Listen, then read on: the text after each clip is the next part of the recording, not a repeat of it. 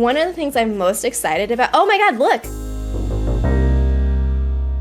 Welcome back to WizardPhD, it's Professor Lynette, and today we are diving back into Hogwarts Legacy gameplay predictions to discuss what is this statue, where are we, and what are we walking toward? A couple of days ago, the PlayStation Twitter account announced an upcoming State of Play exclusively for Hogwarts Legacy, and they shared this video snippet as a teaser. Initial fan reactions, including myself, thought that there may be some connections to the Chamber of Secrets because of the possible similarities between this statue and the statue of Slytherin. Of course, I would love to explore such a notable Hogwarts location, but is this the Chamber of Secrets?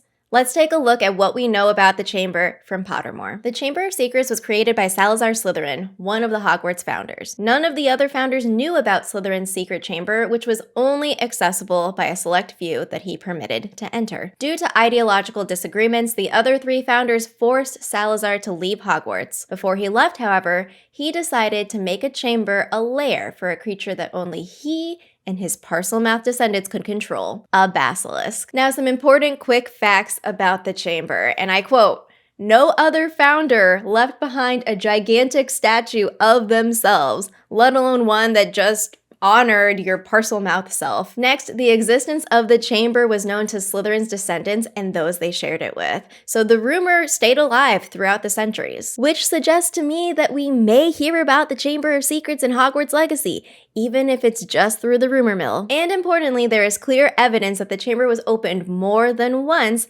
between the death of Slytherin and the entrance of Tom Riddle in the 20th century. When first created, the chamber was accessed through a concealed trapdoor and a series of magical tunnels. However, when Hogwarts plumbing became more elaborate in the 18th century, the entrance to the chamber was threatened, being located on the site of a proposed bathroom. Corvinus Gaunt, who was a direct descendant of Slytherin, explains how the trapdoor was secretly protected so that those who already knew how to get in could still do so, even with the new plumbing installed. Which still leaves me with hope that I could enter the Chamber of Secrets in Hogwarts Legacy, if I could speak Parseltongue and if I knew how to get there. There are also several myths about the Chamber of Secrets that are not true, like how only dark witches and wizards can speak to snakes. Though this myth is a major stressor for Harry, being able to speak Parseltongue does not automatically mean you love to practice dark magic. And if most people think that only dark witches and wizards can speak to snakes, and the chamber was sealed by Salazar Slytherin, the most notable Parselmouth of all time, then another myth is that only the heir of Slytherin can open the chamber. But this is not strictly true because anyone who can speak Parseltongue can enter the chamber. For example, Ginny Weasley, through the power of Tom Riddle's diary. We have Harry Potter, who went to go save Ginny, but Dumbledore did note that Harry's ability to speak Parseltongue was due to an accident because of Tom Riddle. It's possible that there is some nugget of truth in here, but we can see that there are workarounds for getting into the chamber. Okay, great. Fun facts and myths about the Chamber of Secrets, but what's the deal with this statue? Just from a side-by-side comparison and general scenery, I'm not certain that this is the Chamber of Secrets, but giant statues of people with ominous objects standing in front of it, that seems like an adventure I'm willing to take. My question for you today is, who is this a statue of? Now, I asked for wrong answers on Twitter and YouTube and got some great responses, like a Statue of Liberty with a tiny torch because someone cast Reducio on it, or connections to other fandoms like a Gimli or Davy Jones.